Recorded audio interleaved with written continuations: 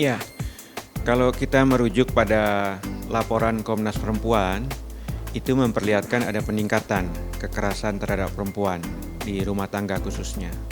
Ini saya kira berkaitan dengan ketika masa pandemik ada pembatasan-pembatasan yang dilakukan, dan itu artinya banyak orang-orang yang bekerja dari rumah, yang biasanya di dunia publik kemudian bekerja di rumah.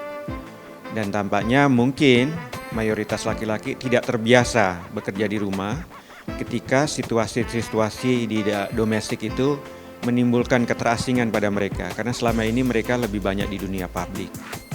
Sementara buat perempuan yang bekerja, itu mereka juga menjadi double atau triple burden, karena mereka biasanya kerja di luar, kemudian di rumah mereka harus mengurusi keluarganya, ngurus suami, anak, dan seterusnya.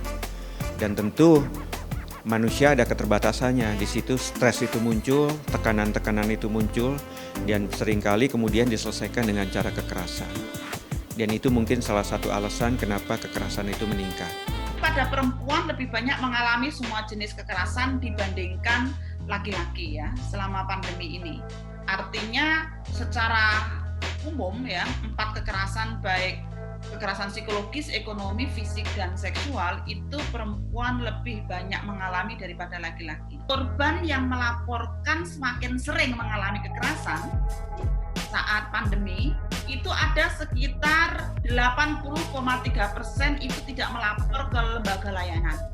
Ya, sebetulnya saya termasuk setuju ya, karena apa yang ditunjukkan oleh berbagai lembaga seperti Komnas Perempuan itu tidak hanya peningkatan dalam hal kuantitas kekerasan terhadap perempuan, tapi juga kualitas.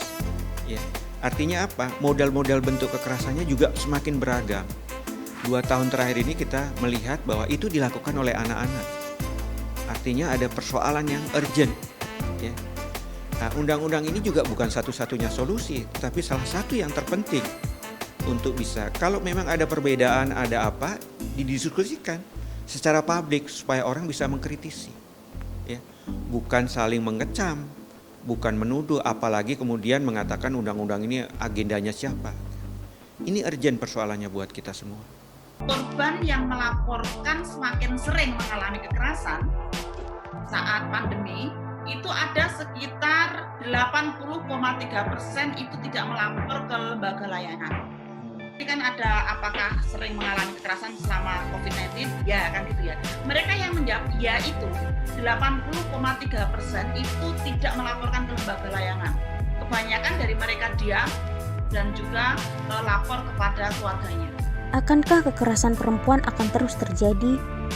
Karena seeloknya, kebijakan normal baru sebaiknya mengintegrasikan perspektif hak-hak asasi manusia, terutama kelompok-kelompok rentan seperti perempuan.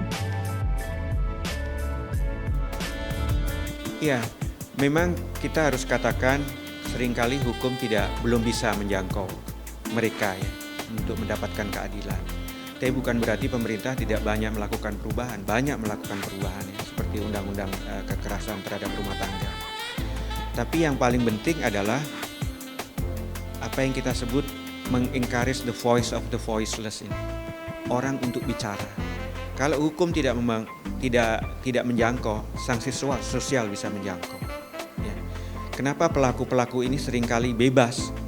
Karena seringkali orang-orang yang bukan pelaku mendiamkan. Jadi pelaku-pelaku ini sebetulnya minoritas.